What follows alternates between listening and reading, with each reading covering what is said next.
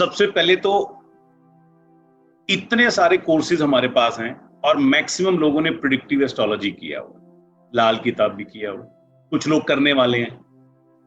तो वैदिक ज्योतिष करना चाहिए या नहीं करना चाहिए, बिल्कुल सिंसियर फॉर्मेट में आपको बताने वाला हूं। जिनको सिर्फ कैलकुलेशन करना है, कुंडली को देखना है, कुंडली के प्रश्नों का उत्तर देना है, कोई भी आपके पास आता है मेरा ये काम होगा नहीं होगा, कब होगा, उनके लिए वैदिक ज्योतिष की नीड नहीं। और जिनको रेमेडीज देनी है उनके लिए भी नीड नहीं, क्योंकि लाल किताब से बढ़िया रेमेडीज कोई भी नहीं दे सकता है, हमें पता ही है। और प्रिडिक्टिव एस्ट्रोलॉजी से ज्यादा बढ़िया कैलकुलेशन और फास्ट कैलकुलेशन, बढ़िया वर्ड में यूज नहीं करूंगा, लेकिन फास्ट कैलकुलेशन कहीं भी नहीं निकाल सकते। तो फिर वैदिक ज्योतिष क्यों और किस लिए करना चाहिए? हमने जब स्टार्ट किया था अपनी जर्नी का, तो हमने सबसे पहले वैदिक ज्योतिष को ही किया और सबसे पहला जो कोर्स बनाया वो भी वैदिक ज्योतिष का बनाया।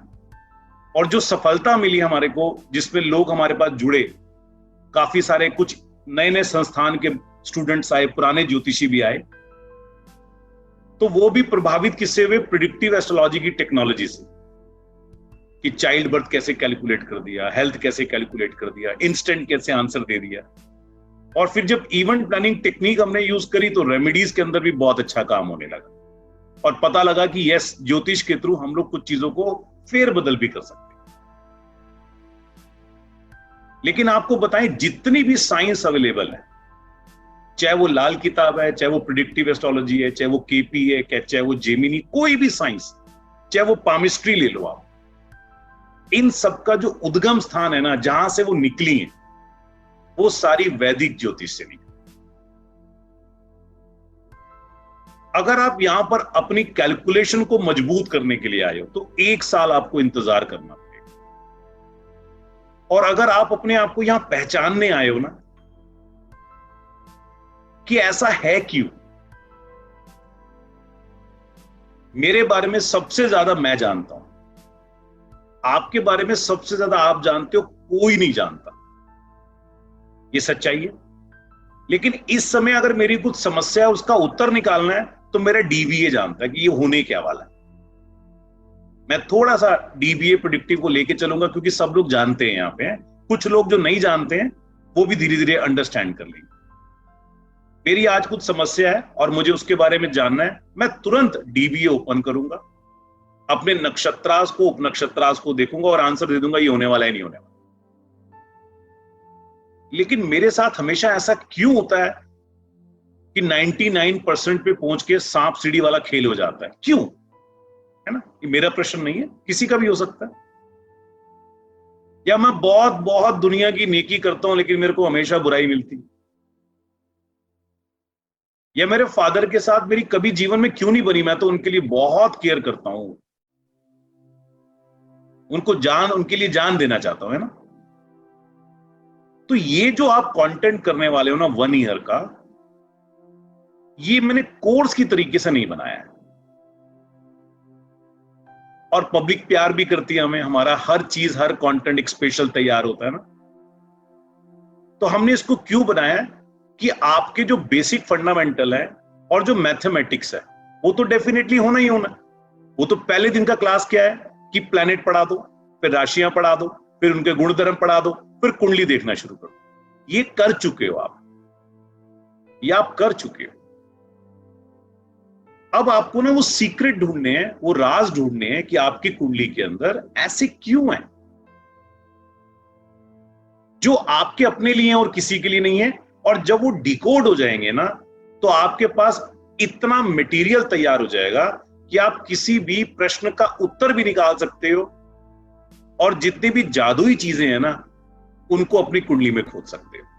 लेकिन आज से कैलकुलेशन नहीं कर सकते। और सबसे ज्यादा जो आपको ग्रहों के बारे में, आपकी कुंडली के सीक्रेट्स के बारे में निकालना है, वो आपको अपने होरोस्कोप में निकालना है, किसी और के होरोस्कोप में निकालना ही नहीं। आपके पास कोई समस्या लेके आ रहा है, आपके पास डीबीए सिस्टम है, आपके पास लाल किताब सिस्टम है, देखो ना क्या दिक्कत। क्योंकि अगर आप 1 साल से पहले इस सिस्टम से निकालोगे ना तो वो अन्याय हो जाएगा, और 1 साल के बाद तो डेफिनेटली यहां से भी निकाल सकते हैं। जैसे लाल किताब पूरा करने के बाद हम लाल किताब से भी प्रिडिक्ट कर सकते हैं, ऐसे यहां से भी कर सकते हैं। वैदिक ज्योतिष को पराशरी ज्योतिष भी बोला जाता है, और बहुत सारे लोग यहां पर अभी इस समय मेरे ख्याल से 110-11 लोग बैठे हुए हैं। कुछ लोग अभी आ रहे हैं, कुछ का कनेक्शन भी टूट रहा है।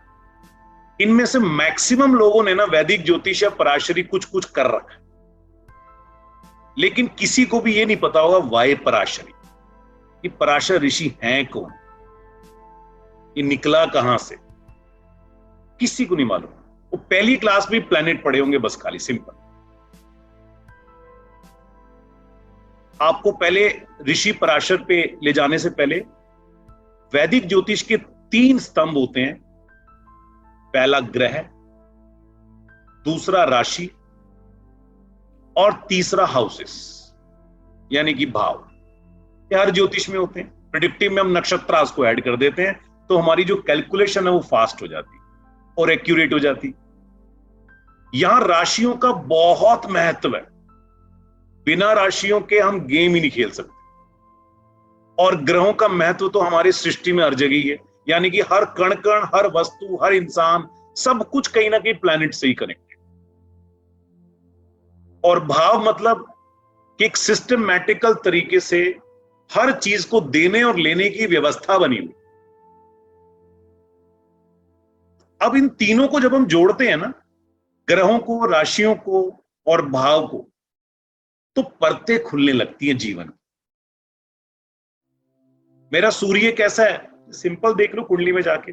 6-8 बार आ रहा है तो खराब है, यही मतलब है। 10-11 आ रहा है तो अच्छा है, 5-9-11 आ रहा है तो अच्छा है, शादी के लिए 2-7-11 है तो अच्छा है, बट है क्या?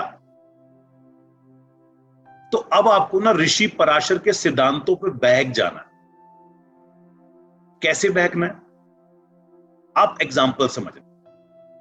हम सूर्य को बोलते हैं, सूर्य बेसिकली आत्मा का कारक है, सब जानते, रट चुका है ना, सब जानते।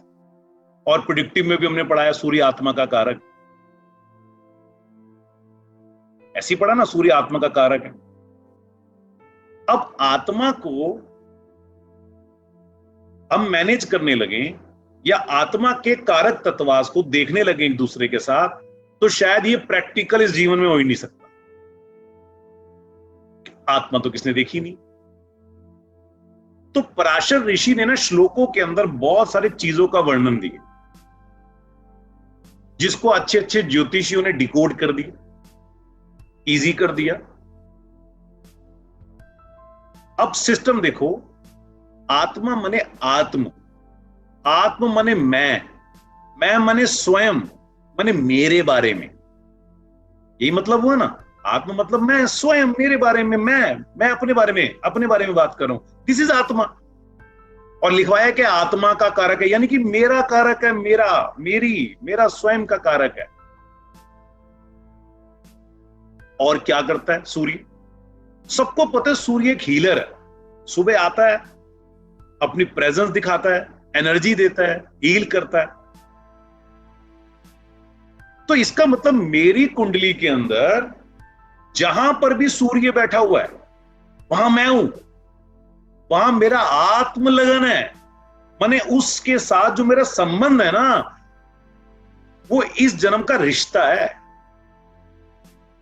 आप सोचो क्या ढूंढ रहे हो। अब आप आंसर नहीं ढूंढ रहे हो, आपका सूर्य क्या है। मेरा सूर्य 10वें घर में बैठा हुआ है। मेरा 10वां घर कर्म स्थान होता है। तो मेरा आत्म, मेरा मैं, मेरा लग्न हमेशा 10वें घर के बारे में सोते जागते सोचता रहेगा। अच्छा सोचेगा या बुरा सोचेगा, वो बातों में जा ही नहीं रहे। सोचो आपके पास क्या फार्मूला जनरेट हुआ कि प्लैनेट का जो गुणधर्म है आपकी कुंडली में कहां पर है, वो उसी के इर्द गिर्द तो काम कर रहा है। और जब आप सब उसके ऊपर देखोगे ना, बैठ जाओगे तो आप कहोगे यस 100%। मैं किस में लगा हुआ हूं? मैं 10वें घर में लगा हूं। सुबह से शाम तक, रात को सोते हुए भी मैच करता है। माने मेरी आत्मा, माने आत्मा 10वें घर में नहीं है, मेरा आत्म, मेरा मैं, मेरा स्वयं कनेक्शन किसके साथ है? 10th हाउस में। और वो जो मेरे को समान और प्रयोजन, यानी कि वहां का फल कैसे मिलेगा, कि इस घर के एट्रीब्यूट कैसे आएंगे, वो उस घर की राशि बताएगी कि उसके अंदर मेरा कितना मेथड काम करता है। मेरे 10वें घर की राशि मंगल पड़ती है, मंगल सूर्य का परम मित्र है और मंगल सूर्य के साथ बैठा हुआ है, तो यानी कि मेरा आत्म, मेरा मैं, मेरा स्वयं 24 घंटे 10वें घर के बारे में सोचता है, और उसका परम मित्र मंगल के घर में बैठा हुआ है और मंगल अपने घर में बैठा हुआ है, तो एनर्जी रात भर रहती है। ट्रस्ट करना, 3 बजे तक भी काम करने का मन करता है। अब मैं अपने आप को पहचानना चाहता हूं, मैंने एक एग्जांपल दिया। आप अपने आप को पहचानना चाहते हो तो आपको 3 ही चीजें चाहिए, कि आपका ग्रह, उसका वैल्यू, उसकी प्लेसमेंट और उसकी राशि। आप सारा गेम खेल लोगे। तो इस वैदिक ज्योतिष का पर्पस क्या हो गया, कि पहले आप अपने आप को पहचानो, आप हो क्यों। आप पहचानो ना, आप पिछले जन्म में क्या थे, ये बताएगी आपको वैदिक ज्योतिष। आप अगले जन्म में कहां जाने वाले हो, यानी कि क्या पुरुषार्थ कर रहे हो, क्या कर्म कर रहे हो, कहां तक वो रास्ता ले जा सकता है, ये वैदिक ज्योतिष बताएगी। बट करना क्या होगा, हमें उसके अंदर इतना रिसर्च करना होगा, इतना रिसर्च करना होगा कि आंसर नहीं निकालना होगा, हमें उसको ढूंढना पड़ेगा, ढूंढना पड़ेगा, ढूंढना पड़ेगा। और जब क्लाइंट हमारे पास आता है तो हम क्या करते हैं, आंसर निकालते हैं। पहला काम क्या करते हैं, सीधा आंसर निकालते, मेरी प्रॉब्लम है। तो इस कोर्स का बेनिफिट, यानी कि वैदिक ज्योतिष का बेनिफिट आपके अपने लिए, आपके फंडामेंटल के लिए, और आपके प्लेनेट क्या करना चाह रहे हैं, उनके एट्रीब्यूट आपकी कुंडली में क्यों बैठे हुए हैं, मैच करो ना। आपको अपने जीवन के सारे प्रश्नों के उत्तर, मैं समाधान नहीं बोल रहा, मैं आने वाली सिचुएशन नहीं बोल रहा, आपके जीवन के सारे प्रश्नों के उत्तर जो आपके क्वेश्चन मार्क है, मेरा गारंटी है आप अपने आप निकालो। एक एक प्लेनेट 6th हाउस में जो भी प्लेनेट आपका बैठा है, अब मैं यहां पर हाउस की बात कर रहा हूं, वो गलत है, क्योंकि यहां राशि भी देखनी है ना। बिना राशि के वैदिक ज्योतिष में कोई गणना नहीं, मैं जस्ट एक टूल बता रहा हूं आपको। 6th हाउस में जो भी मेरा प्लेनेट बैठा हुआ है, अगर उसका कॉम्बिनेशन कुंडली में बहुत खराब चल रहा है, जो आने वाली क्लासेस में आप सीखोगे, तो इसका मतलब पिछले जन्म में इस प्लेनेट के रिश्तेदारों के साथ या इस प्लेनेट के एट्रीब्यूट के साथ आप कुछ बवाल करके आए हो, जो नेगेटिव रिजल्ट दे रहा। चेक करना। यानी कि जिसका चंद्रमा बैठा हुआ है, अभी मैं राशि की बात, हो सकता है चंद्रमा अच्छा हो, चंद्रमा उच्च का बैठा हो, चंद्रमा बहुत प्योर हो, तो पंगा नहीं है ना उसकी लाइफ में। लेकिन अगर 6th हाउस में चंद्रमा है और हर प्रकार से नेगेटिव है, तो शायद इस जीवन में मां दुश्मन तो नहीं बन गई, तो पिछले जन्म में मां को परेशान करके तो नहीं आए, या मां ही अटकी रही। ये चेक करने वाली बात है। तो यहां रूल क्या निकलेगा, कि पहले आपको अपने लिए जज करना।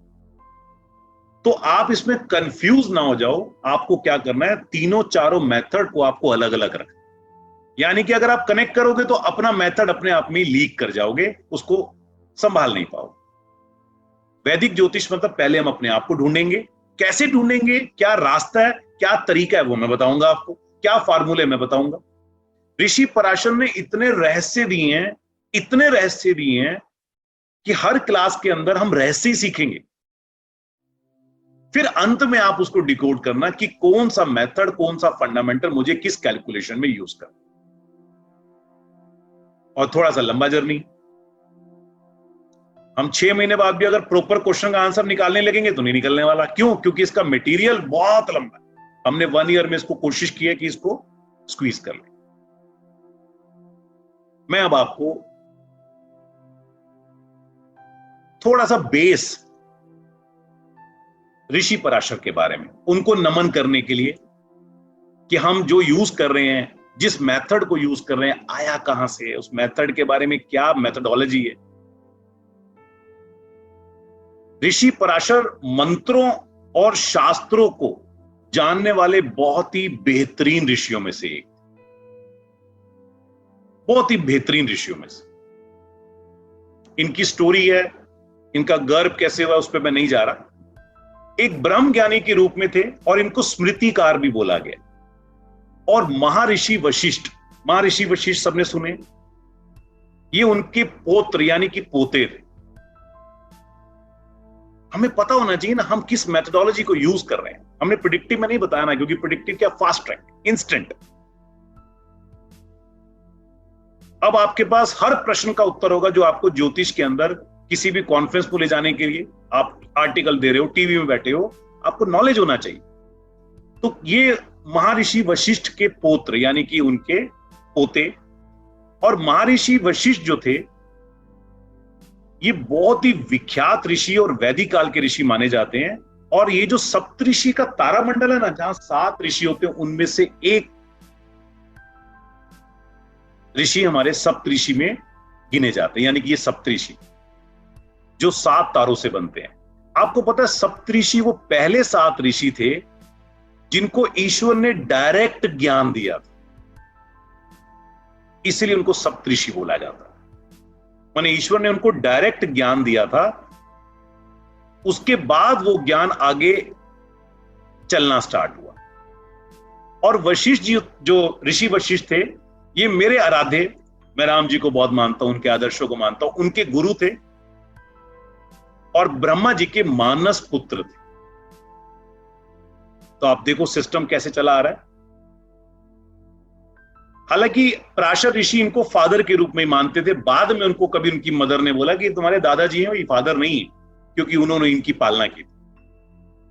त्रिकालदर्शी और बहुत ज्ञानवान होने के साथ साथ जितने भी सूर्यवंशी के राजकुमार हमारे माइथोलॉजी स्टोरी में रहे हैं ना, जब तक वो महर्षि वशिष्ठ से परमिशन नहीं लेते थे तब तक कोई धार्मिक कार्य नहीं करते थे। मतलब सूर्यवंश के जितने भी राजकुमार रहे हैं, जब तक वो इनसे परमिशन नहीं लेंगे तब तक कोई भी वैदिक कार्य, कोई भी धार्मिक कार्य नहीं करेंगे। और अंत में त्रेता युग के अंदर कहते हैं ये ब्रह्मलोक में लीन हो गए और चले गए। तो त्रेता युग तक इनका जीवन। इसके बाद स्टार्ट होते हैं हमारे जो ऋषि पराशर हैं, और बहुत सारे ऋषियों ने वैदिक ज्योतिष और ज्योतिष की गणनाओं के सूत्र दी, जिसमें ऋषि पराशर सबसे स्ट्रॉन्ग पिलर माने जाते हैं। क्यों माने जाते हैं? क्योंकि बहुत सारे ऋषियों ने जो जो अपनी पुस्तक में सूत्र और मेथड दिए, कहते हैं उसमें ऋषि पराशर के सूत्र सब सम्मिलित हैं, और हम लोग कर ही रहे हैं। इनका सबसे महान ग्रंथ है बृहद पराशर होरा शास्त्र। बृहद पराशर होरा शास्त्र। ये जो कर लेगा या जो पढ़ लेगा उसको आगे किसी भी ज्योतिष के ज्ञान की जरूरत नहीं। और कहते हैं ये वाला जो ग्रंथ है ना, ये अवेलेबल है।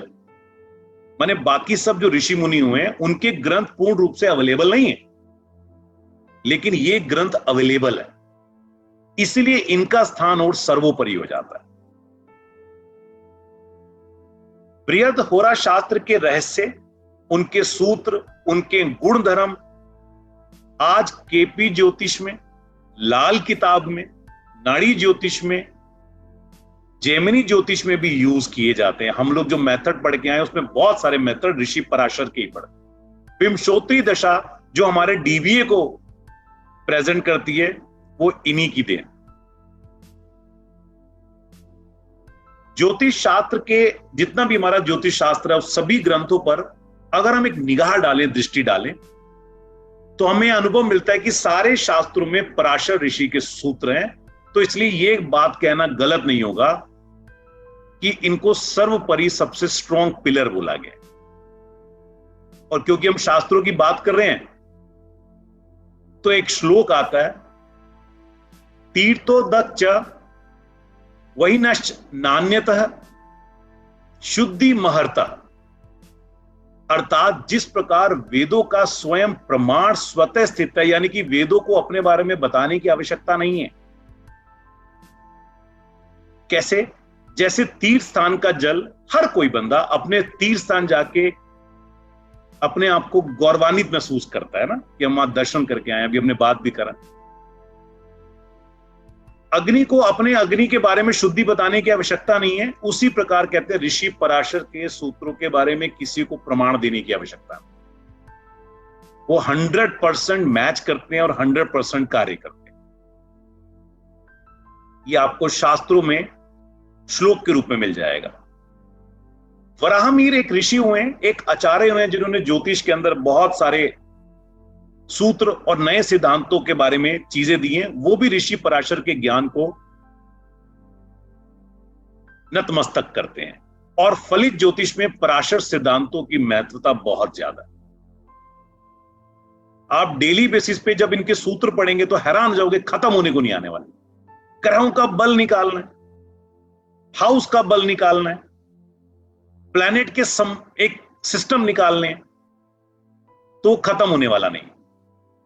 अर्थशास्त्र में भी ऋषि पराशर का नाम और गरुड़ पुराण में भी ऋषि पराशर का नाम स्मृति श्लोक में लिया जाता है।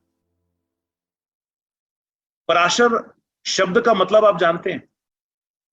पराशर, जो दर्शन स्मरण करने से ही समस्त पापों का नाश कर दे, उसको पराशर बोल। तो ज्योतिष को ऐसा क्यों बोला गया? हमारे जो वेद हैं वो 6 वेद के जो 6 अंग हैं, मेन वेदों के 6 अंग माने जाते हैं, उनमें ज्योतिष एक अंग है जिसको वेदों की ज्योति बोला, यानी कि वेदों का नेत्र बोला गया। 6 अंग कौन कौन से हमारे? छंद, कल्प, ज्योतिष, शिक्षा, निरुक्त और व्याकरण। तो ज्योतिष जो है इसके अंदर, उसको वेदों का नेत्र बोला गया। नेत्र का मतलब क्या हो गया कि नेत्र से हम जानने की कोशिश करते हैं, तो वेदों के बारे में और छुपे हुए रहस्यों के बारे में जानना, इसका मतलब ये क्या करेगा? ये ज्योतिष का काम करेगा। और इनकी बहुत सारी रचनाएं हैं, जिसमें मैंने आपको बृहदोरा शास्त्र एक आपको बताया। अब ज्योतिष के अंदर एक चीज जो होती है ना, वो समझ में नहीं आती। क्या?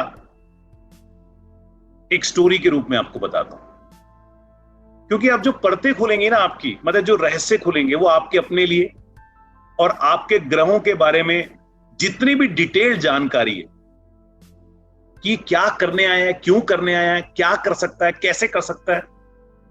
तो पहला प्रश्न क्या उठता है सबके मन में? एक ही समय में, एक ही डेट में लाखों बच्चे पैदा होते हैं, है ना? ये प्रश्न मेरे दिमाग में भी आता है।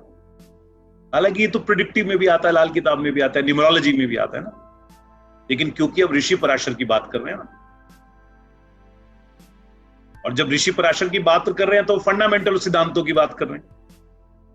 तो एक समय में अगर सब बच्चे पैदा होते हैं तो सबका भविष्य एक जैसा कैसे? ठीक है, हम मानते हैं कि हमने जब केपी ज्योतिष, नाड़ी ज्योतिष किया तो सब लॉर्ड चेंज हो गया। Correct, correct. लेकिन मैं कहता हूं अगर 4-5 सेकंड नहीं चेंज हुआ या 10 सेकंड चेंज नहीं हुआ, ऐसा होता है ना, कई बार 3 मिनट भी चेंज नहीं होता। अब 3 मिनट में जो वर्ल्ड में लाखों बच्चे पैदा हुए, वो कैसे? एक बहुत विद्वान राजा, जिसके पास पैसे की कमी नहीं है और ज्ञान की भी कमी नहीं है, और शास्त्र को सीखने वाले जितने भी शास्त्रार्थ करते हैं उसके पास रहते हैं, वो कहता है सभी विद्वान ज्योतिषियों को बुलाओ राज दरबार के अंदर, मैं उनसे कुछ चर्चा करना चाहता हूं। आपके प्रश्न का उत्तर निकलेगा आज, और आपको एक बहुत बड़ा सूत्र देके जाऊंगा जो आपके जीवन के काम आएगा। ज्योतिष के काम तो आएगा ही आएगा। सारे ज्योतिषी इकट्ठे हो जाते हैं, सारे विद्वान इकट्ठे हो जाते हैं, और वो कहते हैं ज्योतिषी नहीं, अर्थशास्त्र के विद्वान, कूटनीति के विद्वान, सबको बुला लो। राजा के पास कोई पैसे की कमी थी ना, राज दरबार में आ जाएंगे, भोज भी हो। वो पहला प्रश्न पूछते हैं, मैं राजा कैसे बना? मैं राजा हूं, मैं कैसे बना? और ज्योतिषियों को बोलते हैं, सभी ज्योतिष उनकी डेट ऑफ बर्थ टाइम, क्योंकि उनके पास होता है, उसकी गणना करते हैं। कहते हैं आपके राजयोग के ग्रह, आपकी कुंडली में प्लैनेट की पावर, सारे शब्द बहुत कीमती हैं। प्लैनेट की पावर, राजयोग के ग्रह, आपकी दशाएं, आपके ग्रहों का भाव का और उनकी राशियों का बल आपको राजा बनाने में नियुक्त करता है। माने जिस समय आपका बर्थ हुआ उस समय ये सारी चीजें ऐसे व्यवस्थित की गई थी कि एक राजा का जन्म हो रहा है। तो राजा कहता है इस समय कितने लोग पैदा हुए ये गणना कर सकते। तो जिसका ये डिपार्टमेंट होता है उसको बुलाते हैं भाई, जिनको पता है कि कितने बच्चे पैदा हो रहे हैं ना, ज्योतिषों का डिपार्टमेंट तो नहीं, वो बताते इतने बच्चे पैदा हुए देश विदेश के अंदर, तो सारे क्यों नहीं राजा बन गए। तो एक विद्वान उनको क्या कहता है इस प्रश्न का उत्तर इस सभा में आपको कोई नहीं दे पाएगा।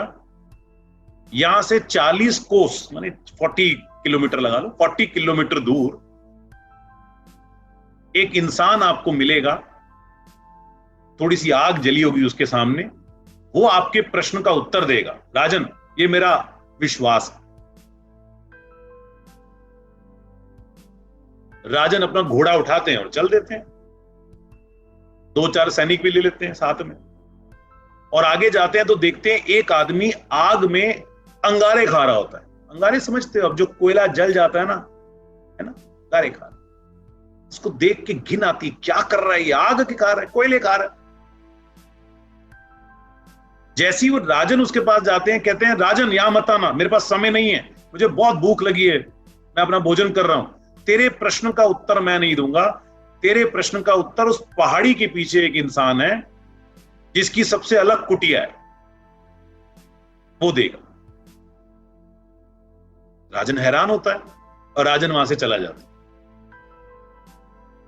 पहाड़ी के पीछे पहुंचता है, जैसे ही दरवाजा खोलता है तो एक आदमी अपना ही मांस नोच के खा रहा होता, अपना ही मांस नोच नोच के खा रहा, उतार उतार के खाए जा रहा। कहता है राजन अंदर मत आइए, बहुत भूखा हूं, मेरा टाइम व्यर्थ मत कर, तेरे प्रश्न का उत्तर मैं नहीं दे सकता। तेरे प्रश्न का उत्तर, वो जो आदिवासियों की बस्ती है ना, वहां पर सुबह 6 बजे एक बच्चा पैदा होगा और 5 मिनट में मर जाएगा, वो तेरे प्रश्न का उत्तर दे सकता है, जल्दी भाग। राजन भाग जाता है और वहां जिसके घर बच्चा होने वाला होता है उसको पता लगता है, दरवाजा खटखटाता है, कहता है यहां बच्चा होने वाला है, जब वो बच्चा होगा मैं राजा हूं यहां का, मेरा आदेश है, जैसे ही बच्चा होगा नाल सहित मेरे पास आएगा, पहले सामने आएगा, मां की नाल भी नहीं काटेंगे, पहले मेरे सामने आएगा।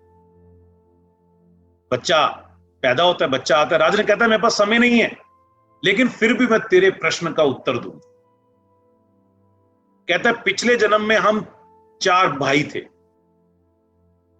चारों राजकुमार थे, और हम लोग वन के अंदर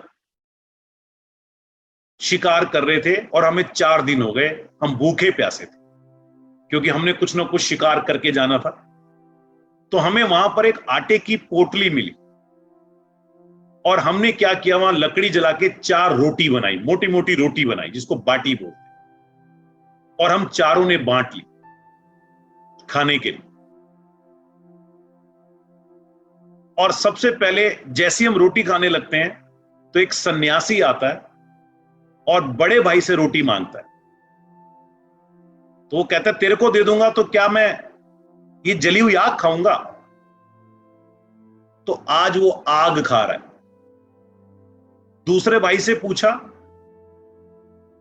तो वो कहता है मैं तेरे को दे दूंगा तो क्या अपना मांस खाऊंगा? ऐसे तीसरा भी था, मैंने शॉर्टकट में आपको बताया। और राजन जो तू था ना, तूने उस सन्यासी को देखते हुए अपनी आधी रोटी उसको दे और आधी कुछ खा ली, जिसकी वजह से तू राजा बन गया और वो अपने कर्मों को भोग रहे हैं। माने ईश्वर ने भाग्य तीनों को दिया, लेकिन तू अपने कर्म को साथ लेके आया है। जब तक कर्म की बात नहीं करेंगे तब तक कुंडली काम नहीं करेगी, इस बात को आप ध्यान रख लें। हमारी इवेंट प्लानिंग टेक्निक सारी कर्म के ऊपर ही चलती है। हम क्या करते हैं, प्लैनेट को ढूंढ के वो वाला उपाय कराने की कोशिश करते हैं।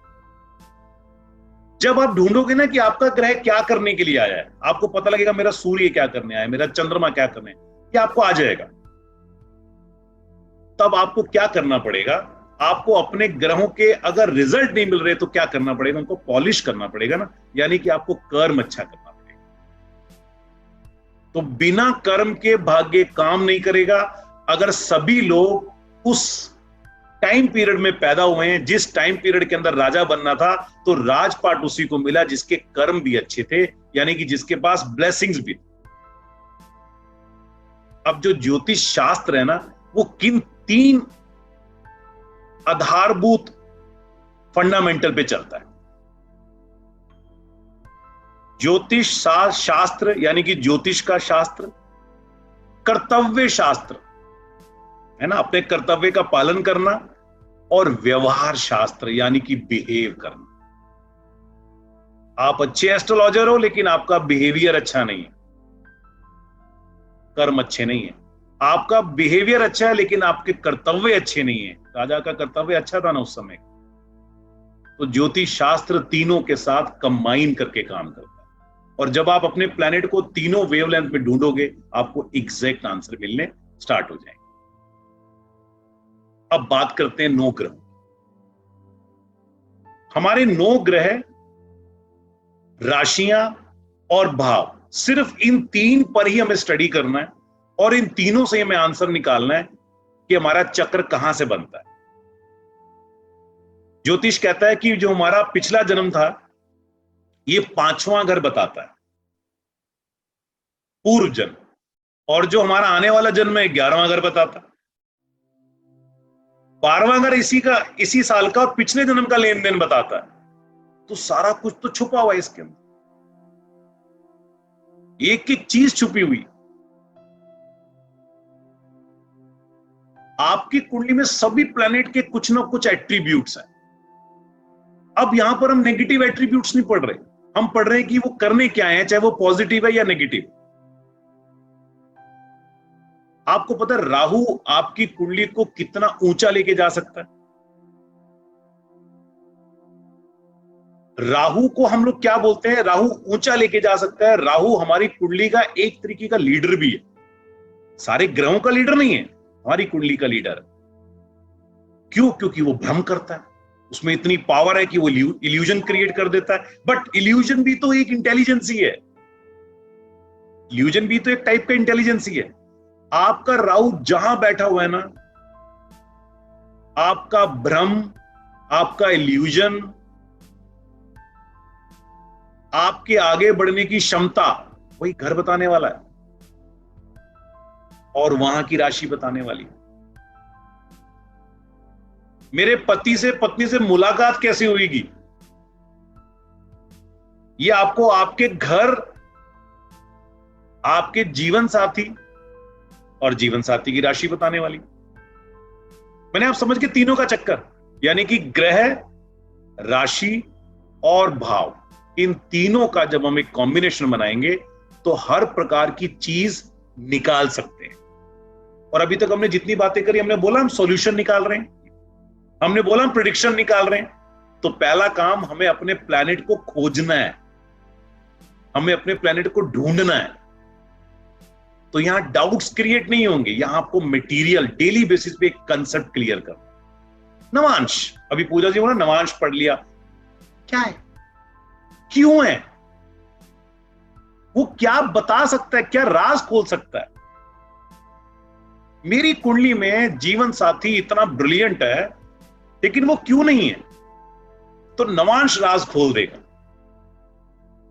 क्यों मेरा फादर या मेरा बच्चा या मेरी कुंडली का प्लैनेट इतना पावरफुल है, क्यों नहीं पढ़ाई हो रही, ये डिवीजन चार्ट खोल देगा। तो जब डिवीजन चार्ट का रहस्य आएगा ना, तब आपको पता लगेगा कि रहस्य कनेक्ट कैसे होएगा। और फार्मूला वही है, राशि, प्लैनेट और भाव, चौथा फार्मूला ही नहीं। नक्षत्रास की स्टडी करेंगे लेकिन उसको ऐड ऑन बाद में करेंगे। अभी ग्रह कौन सा चलने वाला है ना, अभी ग्रह चल रहे हैं, तो गोचर हमारे जीवन पे क्या काम कर रहा है, बहुत काम कर रहा है। जब ग्रह काम करते हैं तो गोचर भी काम करता है, बट उस नजरिए से कभी हमने देखा ही नहीं। तो अब ग्रह की दूरी आपके ग्रहों से कितनी है, यानी कि मेरे जन्म स्थान के ग्रह से आज के ग्रह की दूरी क्या है, ये गोचर बताएगा। आपका जीवन, ग्रहों का जीवन और पेड़ का जीवन, पेड़ पौधे होते हैं ना, आप उनमें समानता देखो क्या है। सबसे पहले बीज, बीज आता है ना धरती में, मिट्टी चाहिए, बीज आता है, फिर अंकुरित होता है, अंकुरित होने के बाद पौधा बनता है, फिर उसके अंदर मजबूती आती है, मजबूती आती है, तना स्ट्रांग होता है, तब फल लगने लगता है, उसके बाद पतझड़ निकलता है, यानी कि फिर गिरने लगता है। हस्बैंड वाइफ दोनों के अंदर जब बच्चा पैदा होता है तो सबसे पहले उसको शुक्र चाहिए, शुक्र प्रजनन का कार्य, प्रेगनेंसी का कार्य करता है। उसके बाद बीज चाहिए, फिर अंकुरित, आप देखो प्रोसेस देखो। उसके बाद वो बड़ा होता है तो पहले मजबूत होता है, उसके बाद शिक्षा, करियर, फिर धीरे धीरे त्यागना शुरू कर। और आपको पता है पेड़ पौधों के जीवन में कई सारी ऋतुएं आती हैं, बसंत आती है, वर्षा आती है, गर्मी आती है, सर्दी आती है, तो उसको क्या करना पड़ता है? झेलना। तो हमारे जीवन में ऋतुएं क्या है? दशाएं। हमें भी वो दशाएं ऋतुओं की तरह झेलनी पड़ती हैं जैसे पेड़ों को झेलनी पड़ती। तो ये जो दशा, अंतरदशा और प्रत्यंतर दशा है ना, ये समझ लो ये हमारे कमांडर है कि इस समय क्या आदेश मिलने वाला है, वो हमारे साथ होने वाला। बारिश मिलने वाली है, गर्मी मिलने वाली है, या बसंत मिलने वाली। अब क्वेश्चन है कि कैसे मिलने वाली है। यहां पर फॉर्मूला नहीं है कि प्लैनेट की कॉम्बिनेशन अच्छे हैं, नक्षत्राज अच्छे हैं तो रिजल्ट अच्छा है, ना ना ना ना। यहां उस प्लैनेट का फिर बिहेवियर जज करना है कि करने क्या आया है, इसका उसके साथ कनेक्शन क्या है। तो जो वैदिक ज्योतिष के सूत्र हमारे चलने वाले, सूर्य आत्मा का कारक है, तो जहां मेरी आत्मा है, जहां मेरा मैं, जहां मेरी कुंडली में सूर्य बैठा है, वही बताने वाला है। मेरे उस घर की अथॉरिटी सूर्य। आप सबका सूर्य कहां है कुंडली में, देखो, सोचो। आपका इर्द गिर्द वही घूमने वाला है। उसी घर की अथॉरिटी है आपके पास, या उसी घर की अथॉरिटी वीकर हो गई है ना, अच्छा बुरा दोनों हो सकता है। चंद्रमा इंट्यूशन देता है, चंद्रमा इंट्यूशन देता है, चंद्रमा इमोशंस देता है। इमोशन, मैं टूट गया, क्यों यार? भाइयों की वजह से टूट। तो भाइयों के घर में तो नहीं है चंद्रमा, चेक करना। मेरी वाइफ वीकनेस है यार मेरी, देखना। मेरा भतीजा वीकनेस है, देखना। चंद्रमा ने क्या करना है? चंद्रमा ने इंट्यूट करना है। और कहीं चंद्रमा ही तो मेरे जीवन का सारा नहीं बनने वाला। मेरी इंट्यूशन मेरे को धन तो नहीं दिलाने वाली, भी वो राशि और हाउस में कनेक्ट करेगा।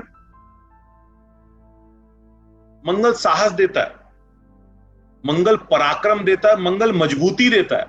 कहां है मंगल?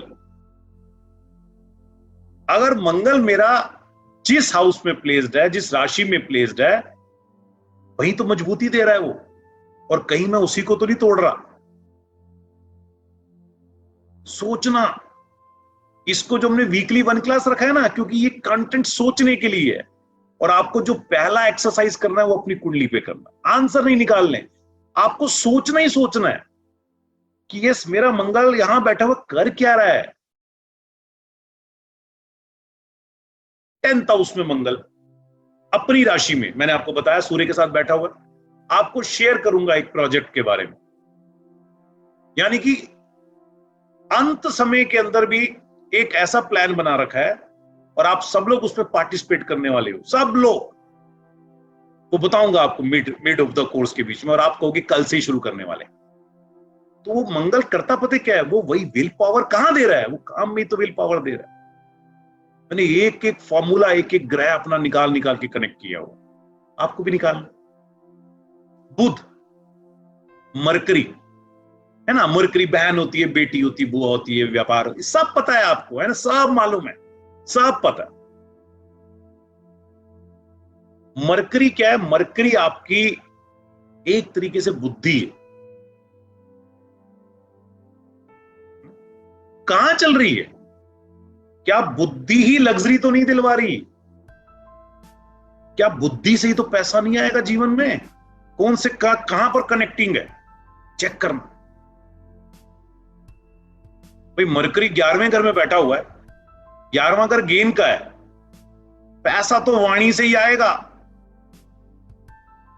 पैसा तो मीटिंग करने से ही आएगा। मीटिंग एक चेंज तो नहीं कर रहा हूं मैं यहां ये नहीं कह रहा कि हम रिजल्ट ले आएंगे, ना ना ना, मैं बात कर रहा हूं कि आप हो क्या, आपका जो कुंडली है ना उसको मैप कर लो, आपको ग्रहों से खेलने का नजरिया आ जाएगा। मरकरी देखो, मरकरी को हमने बोला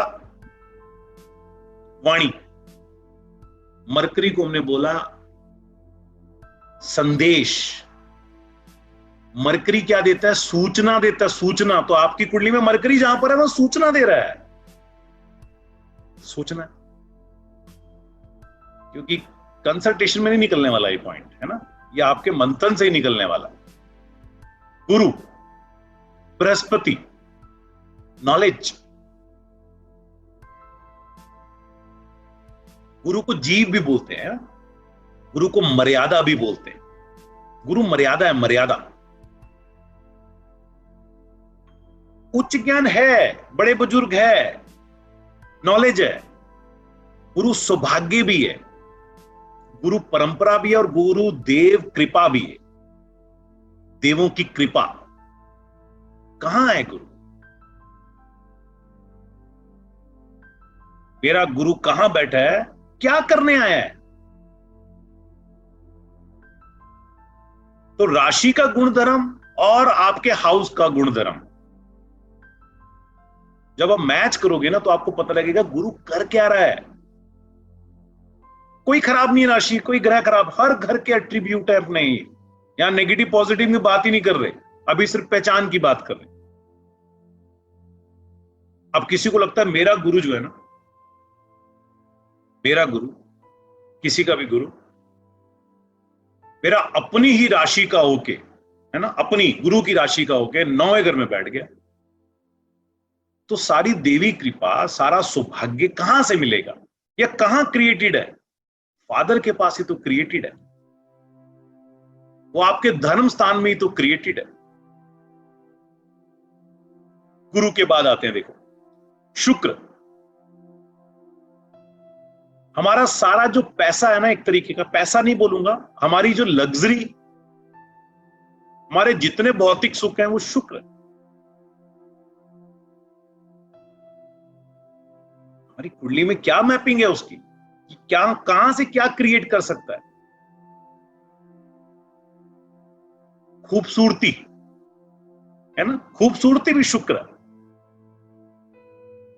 आप किस चीज, कौन सा ग्रह, कौन सा काम खूबसूरती देने के लिए आया है, कहां बैठा हुआ, क्या चीज करने के लिए आया?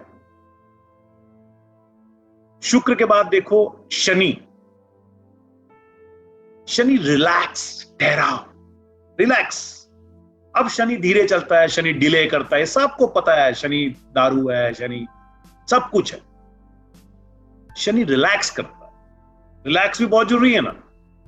शनि ठहराव है, ठहराव, रुक जाता है, ठहराव। शनि समर्पण, और आपके जो अंदर ज्ञान भरा हुआ है ना, आपके अंदर क्या है, अपने अंदर को अगर पहचानने की ताकत कोई रखता है तो शनि रखता। इसलिए संन्यास और वैराग्य का कारक भी शनि। कहां है शनि? है कहां? हमारे देह में कुछ चीजें छुपी हुई, इसके बारे में कौन बताएगा? इस सैटर्न बताने के लिए आया है। फॉर्मूला बाद में है, कैसे क्रिएट करेंगे, कैसे कनेक्ट करेंगे। राहु, पहले आपको बताया, राहु एक अटेंशन है, राहु इल्यूजन है, राहु एक भ्रम है, राहु एक लीडर है। मेरा राहु, आपका राहु कहां, क्या, किस राहु क्या लीडर है? तो किस हाउस का लीडर है, कौन सी राशि का लीडर है, क्या कर सकता है? और मुझे मेरे बारे में तो पता है ना, तो क्या वो मैच करता है, वो मैप हो रहा है। केतु को बोलते हैं रहस्य। रहस्य माने सीक्रेट। केतु को भी इंट्यूशन भी बोलते हैं साथ में। एस्ट्रोलॉजी के लिए सैटर्न और केतु दोनों बहुत रिस्पॉन्सिबल प्लैनेट है। अब केतु को क्या करते हैं, केतु आपको क्या करता है, डिस्कनेक्ट करता है ना, केतु डिस्कनेक्ट करता है। तो अब आपको कभी ध्यान लगाना है, आपको अध्यात्म शक्ति चाहिए, आपको ज्योतिष का ज्ञान चाहिए, आपको शास्त्रों के बारे में जानकारी चाहिए, केतु तो बताएगा। तो कहां है केतु मेरी कुंडली में, कहां है केतु, वो क्या मैप कर रहा है, तो सारा सीक्रेट खोल देगा। क्यों? क्योंकि आप अपने बारे में जानते हो। और कैसे करेगा? जब रहस्य इसके पास है तो कैसे वो रहस्य को खोज सकता है, कनेक्ट कर सकता है। पूजा जी कनेक्ट नहीं किए थे ना प्लैनेट राशियों से, जाना था अपने बारे में। आज खाली एक एक्सरसाइज ही कर लेना कि मेरा आत्मा, मेरी आत्मा कुंडली में कहां है, क्या मैच करती है, मेरी 100% मैच करती है, मेरे भाई की करती है, सबकी करती है। क्योंकि जब आप प्रयास करते हो ना, तो पहले अपना, और अपना पूरा देखो, दूसरे का देखना ही मत। पहले अपना ऑक्सीजन लगा के बच लो, फिर दूसरे के लगाएंगे। हवाई जहाज में लगाते हैं। तो हमें अपने ग्रहों के बारे में आज नहीं जानना, हमें बहुत समय लगा के जाना। जो नेक्स्ट क्लास का हम जर्नी करने वाले हैं, वो 1-to-1 क्लास के अंदर क्या करने वाले हैं कि हम एक एक टॉपिक को उनके एट्रीब्यूट्स मैथमेटिकल कैलकुलेशन से, और हमारा जो मेथड है कि क्या पहचान करनी है, उस मेथड से हम उसको जज करने वाले। कंटेंट लंबा है, कुछ कैलकुलेशन मैथमेटिक्स करेंगे कि हमें ये फॉर्मूला कैसे डिराइव करना है, आंसर कैसे निकालना है, और फिर बाद में हम उसको रीडिंग की कोशिश करेंगे कि ये रीड किस तरीके से हुई। बहुत ही अमेजिंग चीजें आने वाली हैं, जैसे योग। छोटा सा एग्जांपल, जिनकी कुंडली में चंद्रमा और बृहस्पति एक साथ इकट्ठे बैठे है ना, खोज लेना आज। या फिर चंद्रमा से बृहस्पति पहले, चौथे, 7वें, 10वें घर में बैठा, चंद्रमा से बृहस्पति, आगे वैसे पूरा डिटेल में करेंगे। तो कहते हैं इनका गज केसरी योग बनता। अब गज केसरी का मतलब, तो ऋषि पराशर ने बोला कि जब आकाश का मंडल ऐसे चल रहा था कि जब इस बच्चे का जन्म हुआ ना, तो उस समय चंद्रमा से बृहस्पति इसके चौथे घर में आ गया, या चंद्रमा चौथी राशि में था और बृहस्पति भी चल रहा था, इसका बर्थ हुआ है। तो बाय डिफॉल्ट ये बच्चा राजा है। गज मने सबसे महंगी सवारी, हाथी, हाथी की सवारी सबसे महंगी होती थी। गज मने हाथी, और केसरी को गोल्ड बोला जाता है, गोल्ड। केसरी को लॉयन भी बोला जाता है। शेर भी कौन पालेगा, सोना भी कौन रखेगा, जिसका सामर्थ्य होगा। तो कहते हैं इसका सामर्थ्य है। अब वो कहता है मेरे को नहीं मिला, तो पहले कुंडली को देखने से पहले तेरा कर्तव्य शास्त्र देखते हैं और व्यवहार शास्त्र देखते हैं। आगे बात समझ में? तो पहले कर्तव्य शास्त्र देखते हैं और व्यवहार शास्त्र देखते हैं कि रिजल्ट क्यों नहीं आ रहा, और फिर चेक करते हैं कि क्यों रीजन है कि इसका चंद्र और बृहस्पति का मेल ये काम नहीं कर रहा। तो बाद में क्या हो जाएगा, कुछ क्वेश्चन मार्क रह जाएंगे, है ना। जेन्युइन क्वेश्चन मार्क कैसे रह जाएंगे कि चंद्र बृहस्पति है लेकिन काम भी कर रहा है, लेकिन बहुत ज्यादा फलित तो नहीं कर रहा। तो कब करेगा, एक्चुअली में कर रहा है या नहीं कर रहा। तो लास्ट की 1 और 2 क्लासेस में पूरा प्रिडिक्टिव एस्ट्रोलॉजी का जो मेथड है मैं सारा कनेक्ट कर दूंगा इसके साथ। तो आपके लिए क्या हो जाएगा, जब प्रिडिक्टिव आप करते हो तो पूरा वैदिक यूज करने लगोगे। आप उसको बता दोगे कि भैया तेरा चंद्र बृहस्पति खाली है, ये खाली है, ये तेरा गज लेने आया है, ये तेरा घोड़ा लेने आया है, ये तेरा सामान लेने आया, देने नहीं आया। वो कब पता लगेगा, जब प्रेडिक्टिव के कनेक्शन को भी इसमें कनेक्ट कर देंगे। लेकिन वैदिक ज्योतिष क्या बोल रही, गज केसरी है तो क्यों नहीं है, उसकी जो जर्नी निकालनी है वो हमें कहां से निकालनी है, वैदिक ज्योतिष के ऋषि पराशर के सिद्धांतों के। करेक्ट है। तो आपको सबको नोट्स और रिकॉर्डिंग क्लासेस पैनल में आ जाएंगी। एक छोटा सा वीडियो बना के मैं आपको भेज दूंगा कि गुरुकुल एस्ट्रो में कैसे लॉगिन करना है, समझदारी से करना है। कुछ लोग जबरदस्ती कॉल कर देते हैं, थोड़ा समझदारी से, क्योंकि बहुत सारे कॉल करेंगे तो बेचारा 3 दिन तक ही काम करता रहेगा, मनोज है, बहुत काम होते हैं उसके पास। आपने जस्ट लॉगिन करना है, मैं पूरा वीडियो बना दूंगा स्टेप बाय स्टेप। लॉगिन करके आपका पैनल एक्टिवेट हो जाएगा। सिर्फ एक चीज का ध्यान करना है, एक सिस्टम पे लॉगिन करना। अगर आप मोबाइल से कर रहे हो तो मोबाइल से ही चलेगा, वो जैसे ही दूसरे डिवाइस पे करोगे ब्लॉक हो जाएगा। वो हमारा सिस्टम का एक सिक्योरिटी पैच है। बस आपने अगर लैपटॉप पे रखना है तो लैपटॉप पे रखो, आपने मोबाइल पे रखना है तो मोबाइल पे रखो, जिसपे आप पढ़ते हो। तो जब भी क्लास होगी उससे 10 मिनट पहले आप उसमें, क्लास ऑटोमेटिकली आ जाएगी, आप जैसे ही क्लिक करोगे आपका जूम कनेक्ट हो जाएगा आपको पासवर्ड देने, और उसी समय उसी के नीचे रिकॉर्डिंग भी आ जाएगा, उसी समय उसके नोट्स भी आ जाएंगे और कुछ असाइनमेंट भी आ जाएंगे कि क्या हम असाइनमेंट करें। करेक्ट है जी? तो आपका आज का असाइनमेंट सबको दे दिया गया है, सबने थोड़ा सा ढूंढना है, और जिन्होंने आज तक अपनी कुंडली नहीं बनाई है वो बहुत सुंदर सी एक चार्ट में या पेपर में कुंडली बना लेंगे, उसमें सिर्फ राशियां और ग्रह लिखेंगे, और एक एक ग्रह को धीरे धीरे जब हम अपना कैरिकुलम कंप्लीट करेंगे तो उसको तोलने की कोशिश करेंगे, क्या करने आया भाई, कहां से मैप हो, फिर हम उसके सूत्रों के बारे में पढ़ेंगे कि आगे इसको फलित किस तरीके से। इजी वे में मॉडर्न प्रेडिक्टिव एस्ट्रोलॉजी ऑनलाइन सीखने के लिए join Acharya Lokesh Dhamija, Gurukul of astrology science. Call